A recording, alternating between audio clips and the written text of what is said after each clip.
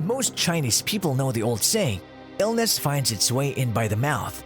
Ironically, they're suffering from this problem more than any others in the world.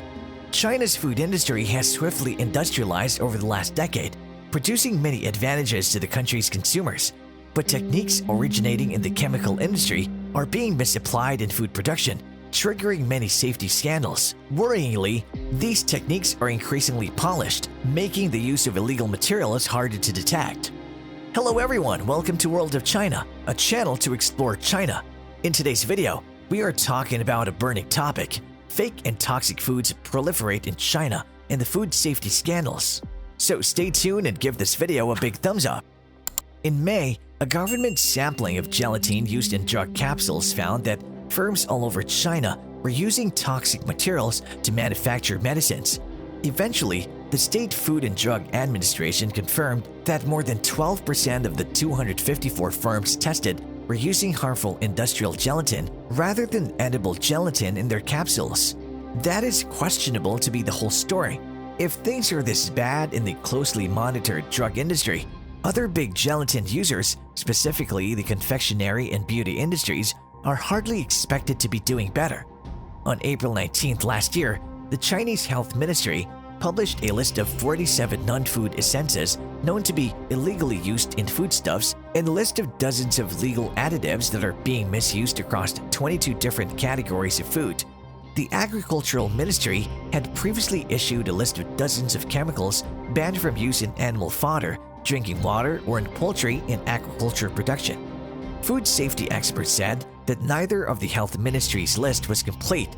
The food cheats are far ahead of the authorities. The economic logic behind the use of industrial raw materials is simple. It's much cheaper than following the rules. When the price is everything and regulation is weak, cheap raw materials translate into bigger market share and higher profits. A Ministry of Health working group has also found that the abuse of legal food additives is extensive. Its list includes dozens of legal additives being misapplied across 22 different categories of food. Research shows that overconsumption of even legal food additives in the long term can increase risks of cancer, deformities, and mutations. Another case that left even the experts spinning involved bean sprouts. A hormone was applied to the vegetables to make them grow faster than normal and without roots. The plump, white product sold well, but eating these bean sprouts over the long term could cause cancer. So who decided to use that hormone? Pig trotters and tofu have been hit by smaller scandals. An anonymous student from Shanghai revealed some shocking stories. She claimed, 32 years ago when I was a first-year student at a college in Shanghai, several of my classmates were among 300,000 residents hospitalized with hepatitis A after consuming contaminated raw shellfish. 20 years later, about the same number of Chinese babies fell victim to milk products adulterated with melamine to make them appear to be higher in protein. 6 died and 54,000 were hospitalized. From 2003 to 2014, Chinese media reported at least 37 scandals involving fake or toxic food. In the first 3 quarters of 2016 alone, 500,000 illegal food safety violations were uncovered by regulators in China. Most recently, unsanitary conditions at wholesale food markets in Beijing and Wuhan were reported as being the likely first sources of COVID-19 outbreaks. China, moved in recent years by a series of food safety scandals, revealed as many as 500,000 illegal food safety violations in the first 3 quarters of the year. Chinese officials have found a series of recent food health scandals, including rice contaminated with heavy metals, the use of recycled gutter oil in restaurants, as well as the sale of the baby formula containing lethal amounts of the industrial chemical melamine.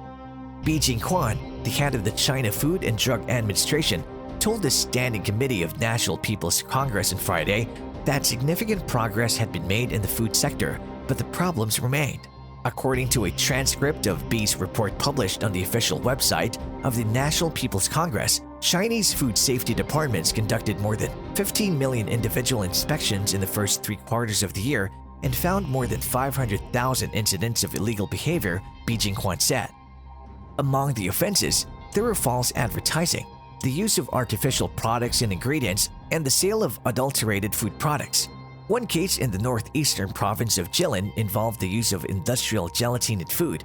while several cases in southwestern Guizhou province involved the use of artificial and low-quality salt. Many of you will remember 2013's unfortunate horsemeat scandal. 2014 saw seizures of virgin olive oil masking as extra virgin. 2015 saw turmoil in France following a fake cheese TV expose. And in 2016, an array of New York City sushi joints were busted for tricking customers with mislabeled fish.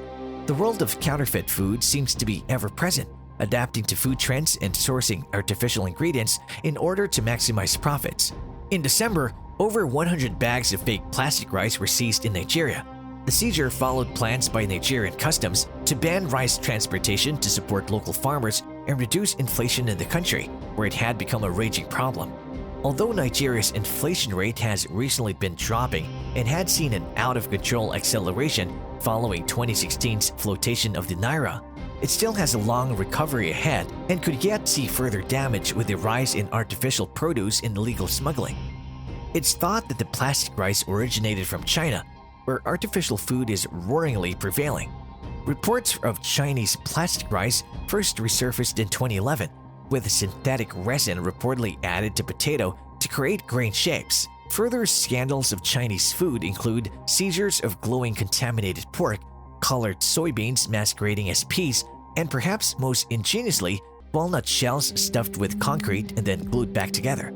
Chinese consumer habits should be of particular interest to those interested in the global counterfeit market, as China is the main production and consumption point of counterfeits globally. The market, driven by competitive prices and efforts to siphon manufacturing costs in response to increasingly outsourced labor, sees most activity online. E-commerce as an industry has been easily adopted by Chinese businesses and consumers equally, especially in larger cities where commercial property is expensive and convenience and budgeting are the priority. Even the food sector has been impacted by the e-commerce bug, and currently, China is the global leader for online grocery shopping, set to be worth $178 billion in 2020. The trend has seen a steady increase since leading online retailers Alibaba and JD began to offer options for online grocery shopping. This may trigger faint alarm bells in the heads of those more educated in fake goods. If we recall, Alibaba has gained much notoriety for its problems with counterfeits. A recent bust of almost 50 Chinese factories selling artificial seasoning has only added fuel to the fire that's China's counterfeit problem.